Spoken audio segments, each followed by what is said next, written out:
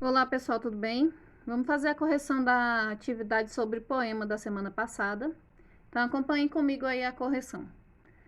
Sobre as características do gênero textual poema, estão corretas as seguintes proposições. 1. O texto deve ser construído sob forma fixa, sempre preservando elementos como a métrica e a musicalidade dos versos. Gente, o poema não precisa ser construído sob forma fixa, né? Ele tem essa liberdade de ser construído de várias formas. Então, essa daí não está correta. O poema caracteriza-se por centrado em um trabalho peculiar com a linguagem. Em geral, reflete o momento e o impacto dos fatos sobre o homem. O poema faz essa reflexão sobre, né, o ser, né, sobre o homem. Quando fala o homem, não exatamente é do sexo masculino, o homem no sentido de ser humano, né? Então, essa daí está correta, porque faz sim essa reflexão. Número 3. O poema diferencia-se dos demais gêneros por ser escrito em versos e por possuir um ritmo mais marcado que o ritmo da prosa? Com certeza, né?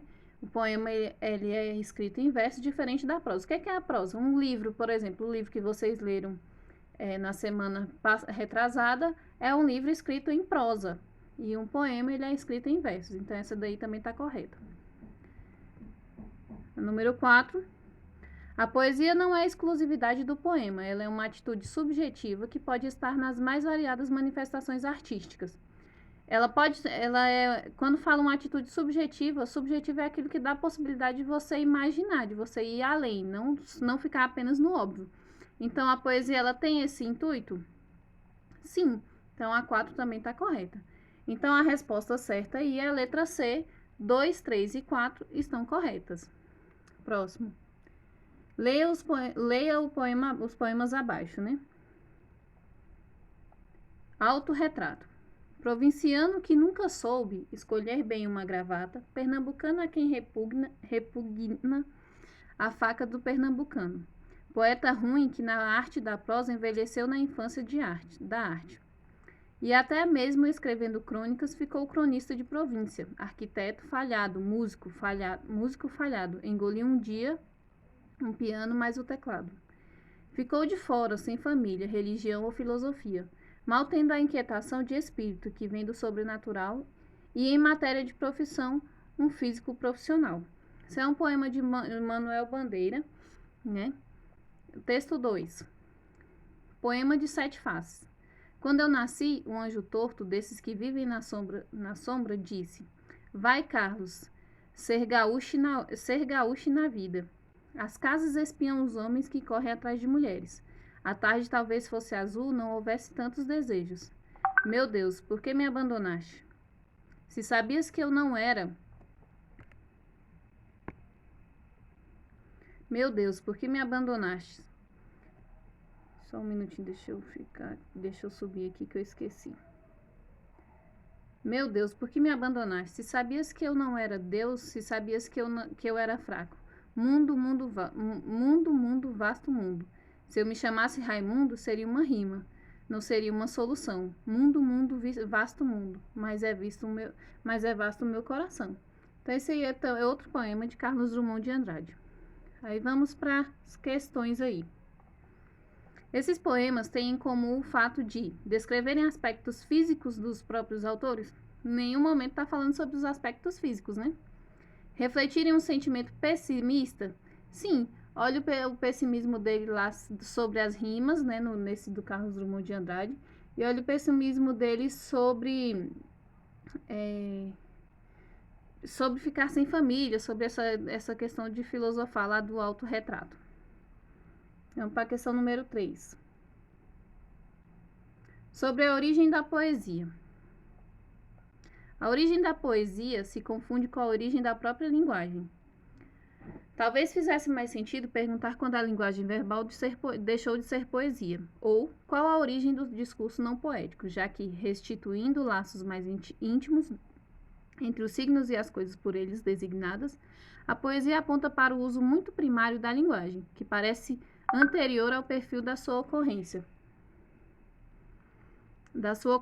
nas conversas, nos jornais, nas aulas, conferências, discussões, discursos, ensaios ou telefonemas.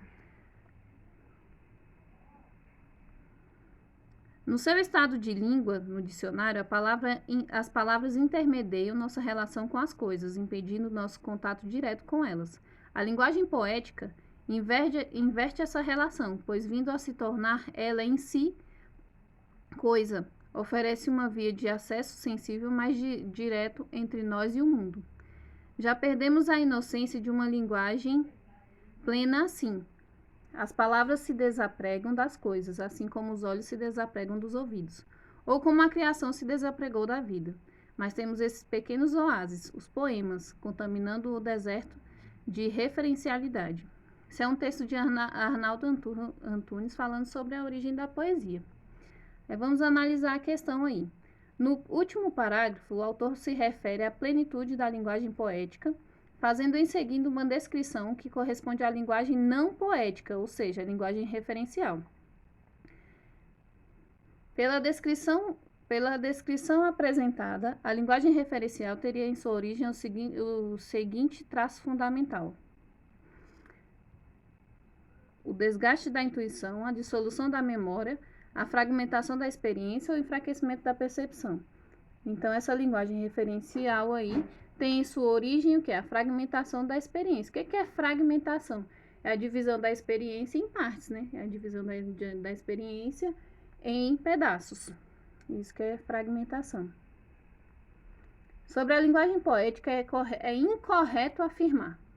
A linguagem poética faz uso de diversos recursos estilísticos, entre eles as figuras de linguagem. Gente, os poemas são cheios de figuras de linguagem. O que é a figura de linguagem? É aquela que a gente estudou nas aulas passadas, né?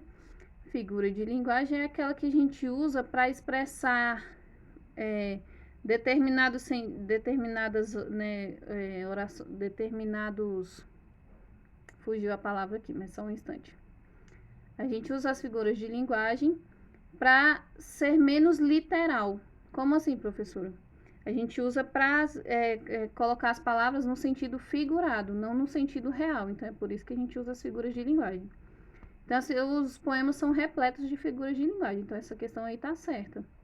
Letra B. As figuras de linguagem em um poema têm como objetivo despertar sensações no leitor e impactá-lo, possibilitando que ele crie imagens e a partir desse impacto. Então, é bem o que eu falei mesmo, né? As figuras de linguagem, ela foge do real para o imaginário, né? Ela foge do real para aquelas coisas que a gente quer expressar em palavras, mas que as palavras comuns, né? Que as palavras no sentido denotativo não expressaria aquilo que a gente quer. Letra C. A linguagem poética é estritamente autobiográfica. É impossível desvencilhar o poeta de sua criação. Então, essa questão, a letra C aí, é falsa, né? Tá incorreta, porque a linguagem poética, ela não é estritamente autobiográfica. Às vezes o poema ele tem a ver com o autor e às vezes pode ser de qualquer coisa, de um assunto aleatório. Então, essa daí é a resposta falsa. Aí, vamos ler a D aí. A linguagem poética não possui compromisso com a objetividade. Ela pode ser subjetiva e ambígua, oferecendo ao leitor diferentes possibilidades de interpretação. Então, é tudo o que eu já falei. A ambiguidade é o quê? Quando a coisa tem duplo sentido ou mais de dois sentidos, né? Então, a linguagem poética trata justamente dessa questão da ambiguidade, da subjetividade, né? Que não é uma coisa objetiva, é uma coisa que a gente pode refletir sobre aquilo ali. E também traz muitas figuras de linguagem.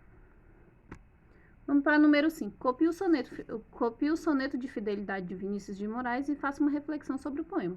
O soneto de fidelidade é um poema de Vinícius de Moraes. E por que é soneto?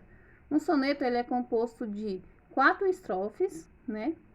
Sendo que 2 dessas estrofes possuem 4 versos e 2 dessas estrofes possuem 3 versos. Olha aí, ó. Na primeira e na segunda estrofe, a gente tem 4 versos. Na terceira e na quarta, só tem 3 versos. É por isso que é um soneto. Esse modelo de poema é chamado soneto. Então, eu já coloquei a resposta, que é copiar o soneto de fidelidade. Só que a reflexão, gente, é uma resposta pessoal. Então, você vai ler o poema e refletir sobre o que ele significa aí para você, o que significou, né? Por isso que eu coloquei resposta pessoal. Vamos ler o poema. De tudo, ao meu amor serei atento. sentimento e com tal zelo, e sempre e tanto, que mesmo em face do maior encanto, dele se encante mais meu pensamento. Quero vivê-lo em cada vão momento, e em louvor hei de espalhar meu canto, e rir meu riso, e derramar meu pranto, ao seu pesar ou seu contentamento. E assim, quando mais tarde me procurem, quem sabe a morte, angústia de quem vive, quem sabe a solidão, fim de quem ama, eu possa me dizer do amor que tive, que não seja imortal, posto que é chama, mas que seja infinito e quanto dure. Então, esse soneto é um dos mais famosos que a gente tem aqui na literatura brasileira. E deixei aí para vocês, porque eu gosto muito desse poema, então deixei para vocês pesquisarem e verem aí e refletirem sobre o que o poema fala, tá? Então é isso, fizemos a correção da atividade da semana passada e até a próxima aula, tá, gente?